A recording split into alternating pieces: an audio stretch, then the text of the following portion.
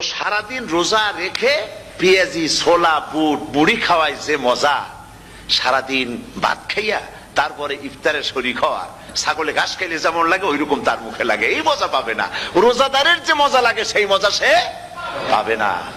সারা মাস রোজা থাকার পর, আল্লাহর হুকুম মেনে সারা রাত রোজা রাখার পর, তারপরে ঈদের দিনে জামা কাপড় পরিষ্কার করে শেরওয়ানি গায়ে লাগাইয়া পাঞ্জাবি পরে আতর মেখে এরপরে ঈদের জামাতে যখন দাঁড়ায় যায়, সে যে মজা পায়, সারা মাস রোজা রেখে ঈদের জামাতে গিয়ে সে যে মজা পায়, যে রোজা রাখলো না ঈদের দিনে খুব জামা পাজামা সেন্ট এগুলো মেখে টেকে প্রথম কাতারে গিয়ে দাঁড়ায় গেছে, ও সেই মজা পাবে না। ওর মনের মধ্যে একটা চোর চোর ভাব থেকেই যায়।